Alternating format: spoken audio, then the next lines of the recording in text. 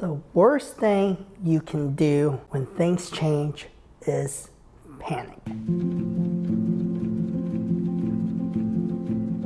So back around 2002, all the way up to 2004, it was the era called the dot-com era.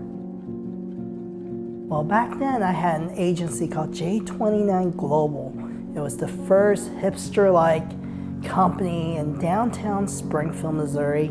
A couple of us guys got together and we decided to do some IT services. At the time, back during that era, you can sell websites for $30K, $40K with no problem. The reason is there was a lack of it. It was all new and everyone was excited about it. Well, of course, slowly during that time, things changed. People adapted, more and more development firms, web design firms started popping up. Websites were easier to build. When things like that change, what happens? You start panicking as an entrepreneur because all of a sudden, it used to be you can sell for $20K, might only be $10K, and slowly it became $4K because the market changed. I think we're going through an interesting time right now. Social media is definitely changing.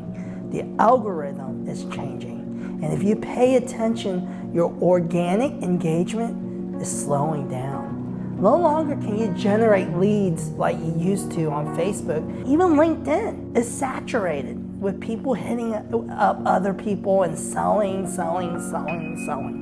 And all these platforms is just getting a lot less engagement. We work with agencies, we work with clientele, we work with brick and mortar, retail, all sorts of industries, and a lot of people are just panicking because they don't know what to do.